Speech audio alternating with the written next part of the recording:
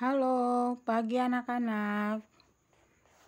Jumpa lagi dalam pembelajaran agama hari ini. Ya, kita akan melanjutkan materi kita di dalam tema salib dan keselamatan. Ya. Hari ini kita akan mempelajari materi anugerah yang kekal dan berbuah. Jadi kita akan belajar bahwa keselamatan adalah anugerah. Nah, anak-anak, ketika kita belajar materi anugerah yang kekal dan berbuah, tujuan pembelajaran yang akan kita capai ya, dalam pembelajaran ini diharapkan anak-anak bisa menjelaskan apa itu anugerah. Dan yang kedua, anak-anak juga bisa menjelaskan makna dari anugerah bersifat kekal. Dan yang ketiga ialah diharapkan anak-anak bisa mempraktekkan perbuatan yang menunjukkan anugerah yang berbuah. Oke, kita sedikit mereview pertemuan kemarin yang kita sudah melakukan formatif. Pertemuan yang kemarin kita kembali diingatkan bahwa kita sudah mempelajari bahwa ketika Adam dan Hawa itu jatuh dalam dosa, maka pada saat itu pula semua manusia ikut berdosa. Roma 3 ayat 23 mengatakan bahwa tidak ada satu manusia pun yang benar. Semua telah berdosa dan telah kehilangan kemuliaan Allah. Maka akibat dari dosa itu membuat jurang yang memisahkan antara Allah dan manusia. Manusia tidak bisa bebas datang kepada Allah. Mengapa? Karena manusia sudah berdosa. Manusia yang berdosa tidak bisa datang kepada Allah yang suci dan kudus. Ya, sehingga ada jurang yang memisahkan. Anak-anak masih ingat kemarin kita membahas tentang jembatan keselamatan. Ya, jembatan itu yang bisa menghubungkan itu hanyalah kematian Kristus, salib Kristus ya.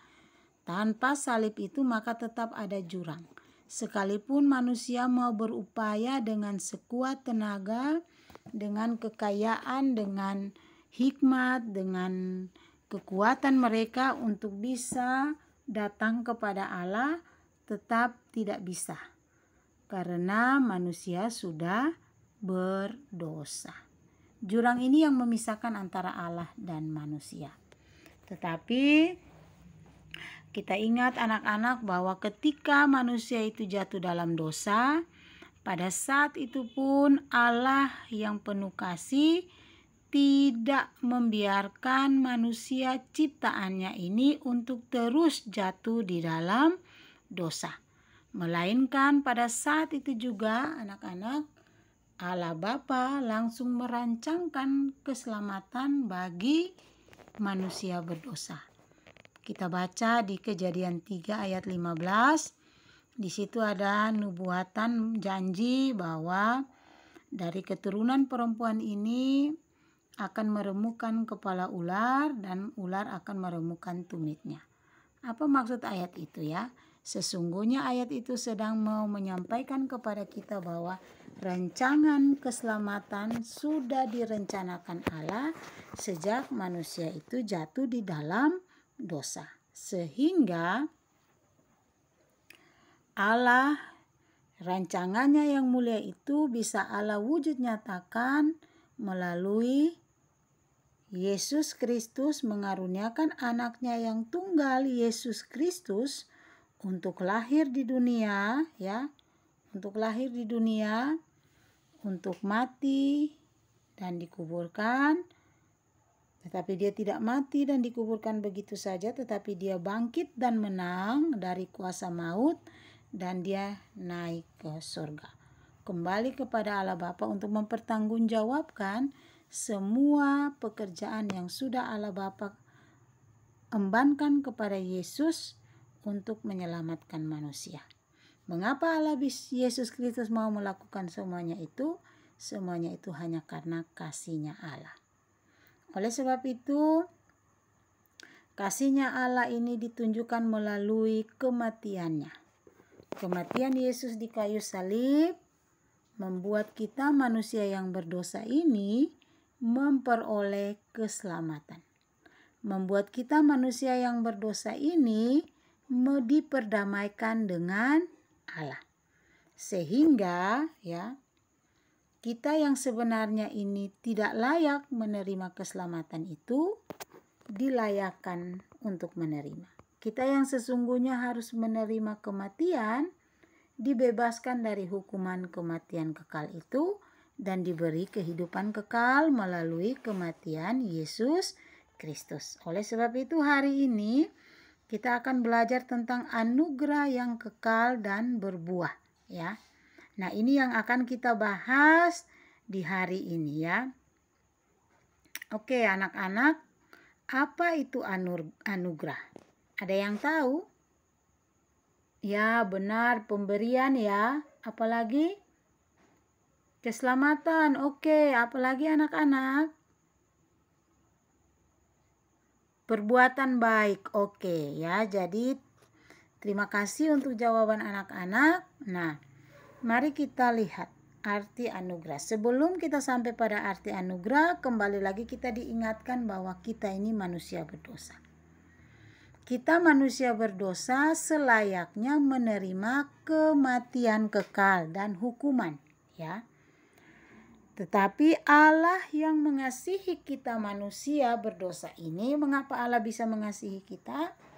Karena Allah ingat bahwa kita ini adalah ciptaannya, sehingga Allah tidak pernah membiarkan kita untuk terus jatuh di dalam dosa. Anak-anak ingat pelajaran yang lalu-lalu di kitab Yeskiel 36 ayat 15 mengatakan, yang hilang akan kucari, yang sakit akan ku sembuhkan ya, yang luka akan kubalut, yang tersesat akan kubawa pulang. Ya, itu sudah perkataan Yesus, perkataan Allah bagi orang-orang berdosa. Sehingga Allah itu tidak membiarkan kita manusia berdosa itu mengalami kematian kekal ya, melainkan Allah mengasihi dengan menggantikannya. Kita yang sesungguhnya harus menerima kematian diganti melalui Yesus Kristus, anak domba Allah yang dikorbankan. Ya. Pengorbanan Yesus melalui kematiannya di kayu salib membuat kita manusia berdosa ini memperoleh hidup yang kekal. Oleh sebab itu, apa itu anugerah ya? Jadi anugerah adalah karya keselamatan yang dikerjakan Allah dalam diri Yesus Kristus untuk menyelamatkan manusia berdosa. Sekali lagi, anugerah adalah karya keselamatan yang dikerjakan oleh Allah dalam diri Yesus Kristus untuk apa? Untuk menyelamatkan kita manusia berdosa. Ya. Jadi anugerah ini sesungguhnya diberikan Allah kepada orang yang tidak layak menerima namun dilayakkan untuk menerima. Ya, ini yang namanya anugerah. Jadi anugerah itu sesuatu yang dikasih kepada orang yang sesungguhnya dia tidak mau terima, tetapi tetap dikasih. Ya. Kita manusia sesungguhnya harus kita terimanya itu hukuman kekal. Tetapi Allah menggantikan hukuman kekal itu dengan kehidupan kekal, ya. Dan kita dikasih untuk terima itu. Kemudian ya, jadi anugerah ini kalau mau dikatakan seperti pemberian yang cuma-cuma ya. Tetapi dia bukan cuma-cuma yang tidak berharga. Tetapi anugerah ini menyangkut dengan karya keselamatan. Maka sesungguhnya kita orang-orang percaya harus memandang ini sebagai suatu hal yang luar biasa. Yang harus kita hargai dan kita jaga baik-baik. Dengan tentunya meminta pertolongan Tuhan. Ya. Kemudian anugerah juga itu diberikan kepada orang ya, tanpa ada usaha sedikit pun dari orang yang mau menerima itu ya. Jadi anugerah itu diberikan kepada manusia tanpa ada sedikit pun usaha dari manusia. Itu yang tadi Ibu katakan diberikan dengan cuma-cuma ya. Efesus 2 ayat 8 sampai 9 mengatakan bahwa kamu diselamatkan oleh karena iman di dalam Kristus Yesus. Itu bukan usahamu tetapi pemberian Allah. Jangan ada orang yang membanggakan diri ya. Jadi kiranya kita yang sudah diberi anugerah ini, kita jangan mempermainkan anugerah yang Tuhan beri, tetapi biarlah kita mau gentar dan menghormati anugerah itu dengan selalu menjaga kekudusan hidup kita. Nah, kita pindah apa arti anugerah bersifat kekal ya. Jadi anugerah itu sifatnya kekal ya. Sifat anugerah itu kekal. Apa maksud anugerah bersifat kekal ya? Anugerah bersifat kekal artinya ya, keselamatan yang sudah dikerjakan Allah bagi manusia, bagi diri kita itu tidak akan pernah hilang atau rusak ketika kita itu percaya kepada Allah. Jadi ketika kita percaya kepada Allah, saat itulah kita sudah menerima keselamatan. Dan keselamatan itu tidak akan pernah hilang atau rusak. Ketika kita mengaku dengan mulut kita bahwa Yesus Kristus adalah Tuhan dan Juru Selamat kita, dan kita percaya bahwa Yesus yang adalah Tuhan kita sudah menyelamatkan kita dari kuasa dosa, maka pada saat itu keselamatan itu telah menjadi bagian kita, ya. Keselamatan telah menjadi bagian kita. Kenapa? Kenapa keselamatan itu tetap menjadi bagian kita, ya? Ketika kita percaya, jaminannya ada di dalam kitab Roma 8 ayat 38 hingga 39, ya.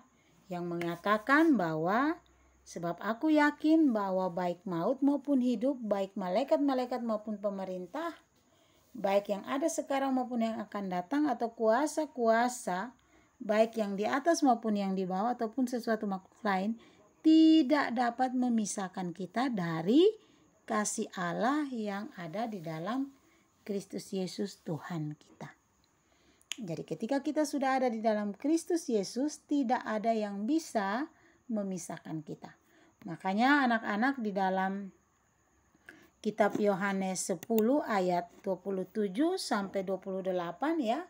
Di situ ilustrasi kitab Yohanes mengilustrasikan tentang gembala dan domba ya. Jadi di dalam Yohanes 10 ayat 27 sampai 28 itu dikisahkan bahwa yang disebut sebagai gembala itu ialah Yesus ya. Dan yang disebut sebagai manusia berdosa itu ialah kita yang adalah domba-domba ini ya. Jadi Yesus adalah gembala kita dan domba adalah kita manusia berdosa. Di situ dikatakan bahwa domba-domba mengenal gembalanya ya, dan gembalanya itu selalu menjaga domba-dombanya sehingga domba-dombanya tidak akan pernah tersesat. Kenapa?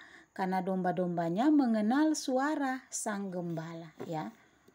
Jadi ketika kita percaya kepada Yesus ya, yang sudah mati dan menyelamatkan dosa kita, secara langsung keselamatan itu telah kita peroleh. Tetapi kita yang sudah menerima keselamatan ini juga ya, kita tidak saja hidup untuk bersantai-santai, tetapi kita juga diminta oleh Allah untuk meresponi anugerah keselamatan ya. Meresponi anugerah keselamatannya dengan bagaimana ya? Kita tahu bahwa ketika kita itu hidup di dunia ini tentu ada hal-hal yang membuat kita kadang tidak sesuai dengan kehendaknya Tuhan, ya. Kadang membuat kita jatuh dalam kita mengerjakan karya keselamatan yang sudah kita terima dalam kehidupan sehari-hari. Tetapi kita percaya bahwa kita tidak sendiri, melainkan kita dimampukan oleh Tuhan untuk bisa mengerjakan keselamatan itu yang sudah kita terima di dalam kehidupan kita sehari-hari. Dengan cara bagaimana? Cara kita meresponi anugerah keselamatan di dalam Efesus 2 ayat 10 itu dengan kita melakukan pekerjaan baik. Pekerjaan baik seperti apa yang Allah mau? Ya, kita manusia ini kita ingat bahwa Yesuslah satu-satunya, ya, pemeran utama dalam rencana keselamatan yang telah digenapi, ya.